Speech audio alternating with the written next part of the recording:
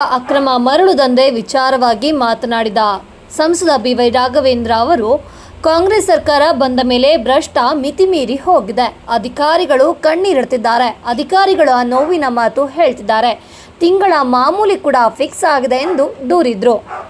ಕಾಂಗ್ರೆಸ್ ಸರ್ಕಾರ ಬಂದಾದ್ಮೇಲೆ ಭ್ರಷ್ಟಾಚಾರ, ಅಕ್ರಮ ಮರಳಿನ ದಂಧೆ, ಜಂಬಿಡಿಕೆ ಇರ್ಬೋದು, ಅಧಿಕಾರಿಗಳ ಮೇಲೆ ಲಾರಿ ನುಗ್ಸಿ ಅವರು ತೆಗೆಯುವಂಥ ಒಂದು ಪ್ರಯತ್ನ ಇರ್ಬೋದು, ಮತ್ತು ಭ್ರಷ್ಟಾಚಾರ ಮಿತಿಮೀರಿ ಹೋಗಿದೆ. ಕಣ್ಣೀರು ಹಾಕ್ತಾ ಇದ್ದಾರೆ ಅಧಿಕಾರಿಗಳು. ಯಾರು ಕೂಡ ಗೌರವದಿಂದ ಕೆಲಸ ಮಾಡಲಿಕ್ಕೆ ಆಗ್ತಾ ಇಲ್ಲ. ಓಪನ್ ಆಗಿ ಹೇಳ್ತಾರೆ, ನಾವು XYZಗೆ ಹಿಂಗೆ ಕೊಟ್ಟು ಬಂದಿದ್ದೀವಿ, ನಾವು ದುಂಡು ಮಾಡ್ಕೊಬೇಕು ಅಂತಲೇ ಹೇಳ್ತಾರೆ. ಅಷ್ಟು ಓಪನ್ ಆಗಿ ಮಾತಾಡುವಂಥ ಅಧಿಕಾರಿಗಳ ನೋವನ್ನ ಮಾತನ್ನು ಕೂಡ ನಾವು ಕೇಳಿದ್ವಿ. ನಾವು ಇಲ್ಲಿ ಬಂದಿದ್ದೀವಿ ಅಂದರೆ ಖಾಲಿ ಕೈ ನಾವು ಜಿಲ್ಲೆಗೆ ಬಂದಿಲ್ಲ, ಇಂತಿಂದರು ಕೊಟ್ಟೇ ಬಂದಿದ್ದೀವಿ ಅಂತಲೂ ಕೂಡ ಓಪನ್ ಆಗಿ ಇವತ್ತು ಹೇಳ್ತಾ ಇದ್ದಾರೆ. ಮತ್ತು ತಿಂಗಳು ಮಾಮೂಲಿ ಫಿಕ್ಸ್ ಆಗಿದೆ. ಇವತ್ತು ತಿಂಗಳಿಗೆ ಮಾಮೂಲು ಕೂಡ ಫಿಕ್ಸ್ ಆಗಿದೆ. ಹಾಗಾಗಿ ಇಷ್ಟು ಕೆಟ್ಟ ವ್ಯವಸ್ಥೆ ನಮ್ಮ ರಾಜ್ಯದಲ್ಲಿ, ನಮ್ಮ ಜಿಲ್ಲೆಯಲ್ಲಿ ಇದು ಯಾವತ್ತೂ ಕೂಡ ನಾವು ನೋಡಿದ್ದಿಲ್ಲ. ಅಷ್ಟು ಕೆಟ್ಟ ಭ್ರಷ್ಟ ವ್ಯವಸ್ಥೆ ಇವತ್ತಿನ ಕಾಂಗ್ರೆಸ್ ಸರ್ಕಾರದಲ್ಲಿ, ನಮ್ಮ ಶಿವಮೊಗ್ಗದಲ್ಲಿ ನಾವೆಲ್ಲರೂ ಕೂಡ ನೋಡ್ತಾ ಇದ್ದೀವಿ.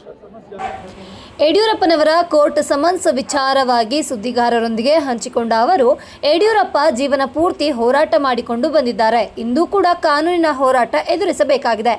ಆದಷ್ಟು ಬೇಗ ನಿರ್ದೋಷಿಯಾಗಿ ಅವರು ಹೊರಗೆ ಬರ್ತಾರೆ ಅಂತ ವಿಶ್ವಾಸ ವ್ಯಕ್ತಪಡಿಸಿದರು.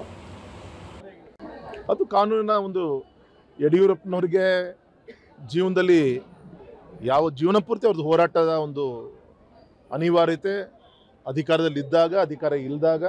ಹಾಗಾಗಿ ಇದು ಕೂಡ ಒಂದು ಕಾನೂನಿನ ಹೋರಾಟ ನಾವು ಎದುರಿಸಬೇಕಾಗಿದೆ.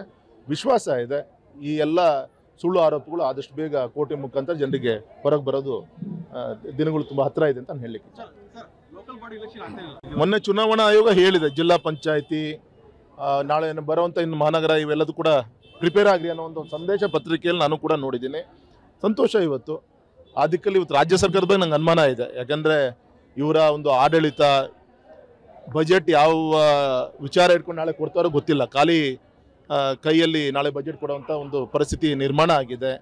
ಯಾವುದೇ ಅಭಿವೃದ್ಧಿ ಕಾರ್ಯ ಆಗ್ತಾ ಇಲ್ಲ. ಹಾಗಾಗಿ ಈ ಸಂದರ್ಭದಲ್ಲಿ ಚುನಾವಣಾ ವೆಚ್ಚವನ್ನು ಭರಿಸಿ ಚುನಾವಣಾ ಆಯೋಗದ ಮುಖಾಂತರ ಚುನಾವಣೆ ನಡೆಸ್ತಾರೆ ಅನ್ನೋದು